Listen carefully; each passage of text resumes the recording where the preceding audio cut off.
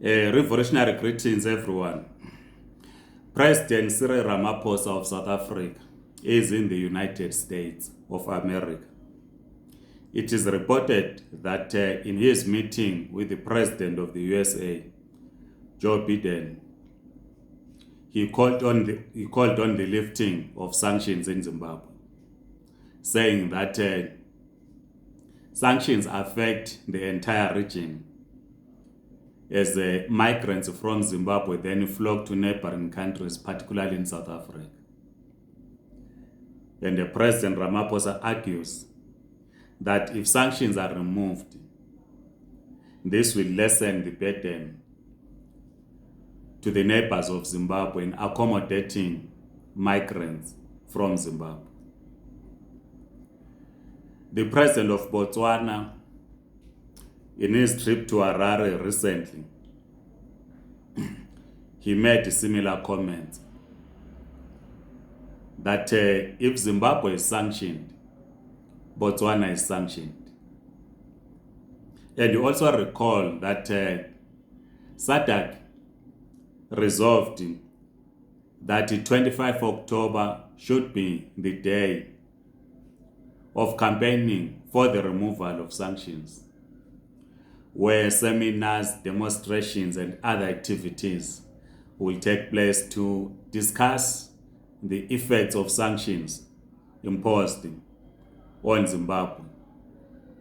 We have also discussed the sanctions on this platform. We discussed the Zidera of 2001. We are yet to discuss the amended one, which was amended in 2018.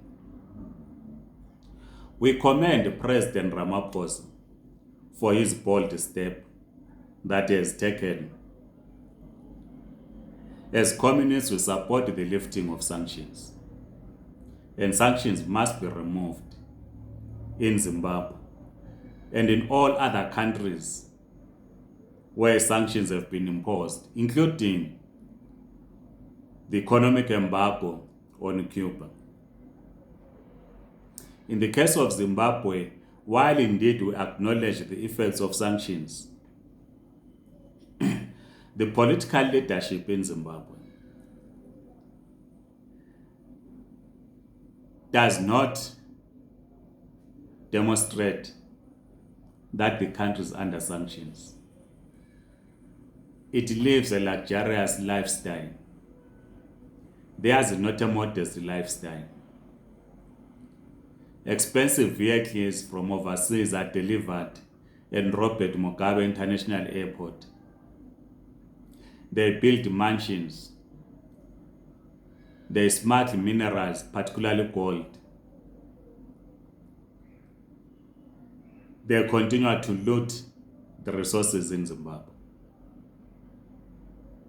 And this has contributed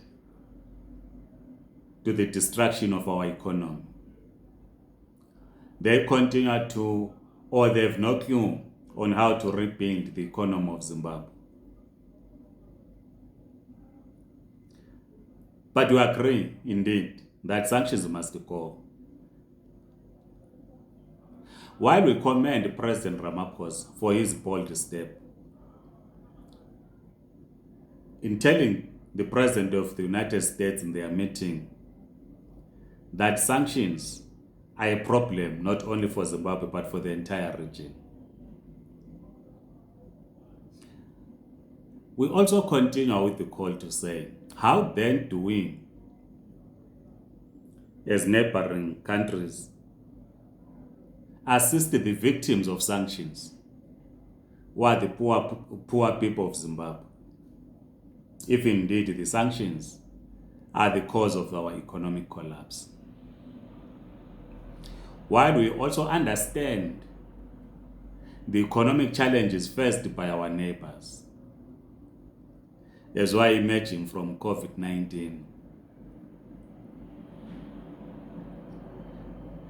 But we feel that there is little discussion around the question of giving solidarity to the victims of sanctions, the poor people of Zimbabwe. many of whom now are migrant workers in neighboring countries.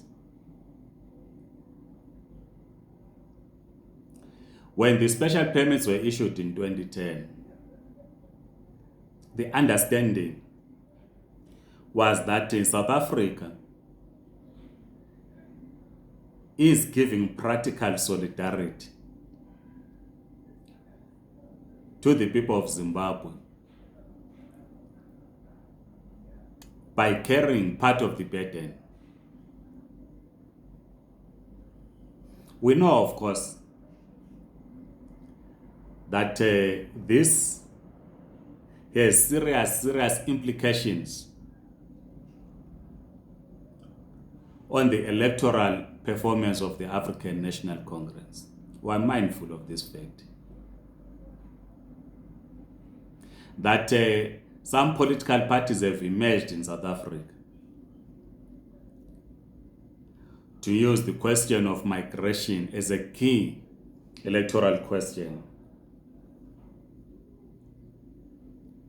We saw it when Herman Mashaba became the mayor of Johannesburg and later on forming his party Action SA, which of course did not win a award, but is represented in the council in Johannesburg. We see the rise of reactionary social movements that are formed around the question of migration. And all those seek to mobilize society against the African National Congress on a stance that it took in 2010 to give practical solidarity to the people of Zimbabwe.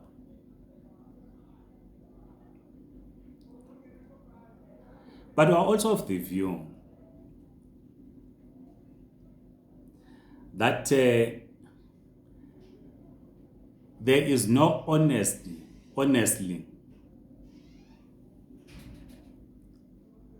between President Ramaphosa and the President Emmerson Mnangagwa of Zimbabwe. Because President Cyril Ramaphosa should say to his counterpart, to say, look, we are doing our utmost best, as agreed, that sanctions must go, as demonstrated by the meeting with the President of the USA. And President Ramaphosa should be saying, please also assist us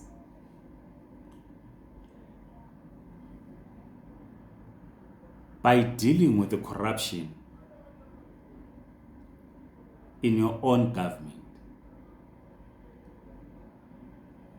Please assist us by stopping the looting of resources, because this contributes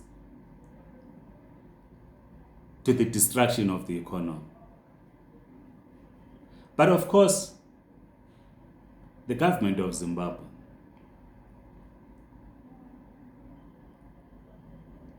is arrogant.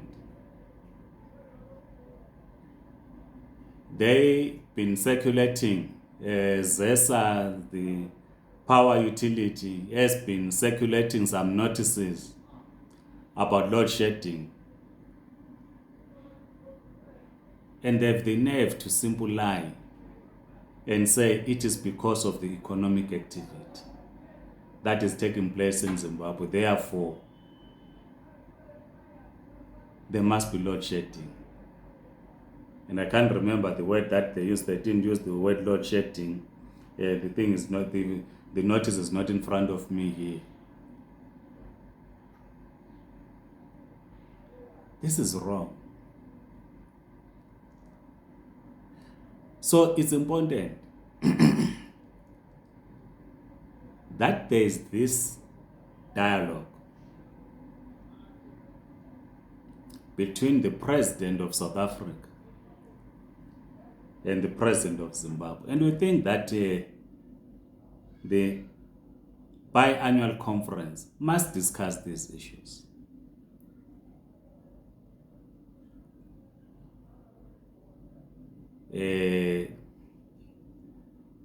what migration has done in South Africa, and the pressure that the African National Congress and its alliance partners has in respect to the presence of migrants, mainly from Zimbabwe. And we're going to see this escalating as we go to 2024 elections in South Africa, where right-wing formations will be mobilizing on the anti-migrant narrative. And it is the government of Zimbabwe that can assist the ANC, ZANU-PF in particular. It is a duty to assist the ANC. And the only way ZANU-PF can assist the ANC is to create conditions for economic growth in Zimbabwe. Yes, there are sanctions, but they are not the main cause of the economic collapse in Zimbabwe. We have said in the past that the Blue Roof, which we all saw the photos circulating on social media, the home of the Mugabe family, was built under sanctions. If you have seen the residence of Gasqueri, the former minister in the Mugabe government, it was built under sanctions. If you see the homes of the Vice President Chiwenga, it was built under sanctions. If you see the homes of other ministers, government officials, they were all built under sanctions. The vehicles that were seized at the port of entry when the Member of Parliament from the Midlands province was trying to take them out of Zimbabwe because he seems to be facing some charges, they were all bought under sanctions. So how then do you begin to argue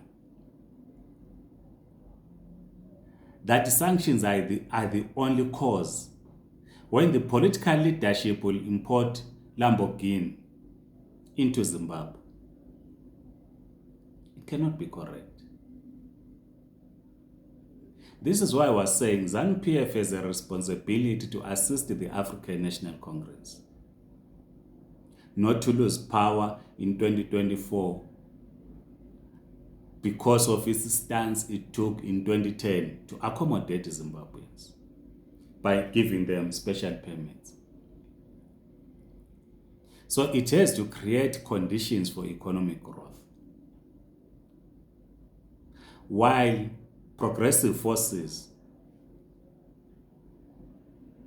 are mobilizing for the lifting of the sanctions. You can't have ministers that will live in a hotel, a luxury hotel for that matter in Harare, for months, and to still claim that we are under sanctions. Cannot be correct. While we welcome the initiative by President Cyril Ramaphosa,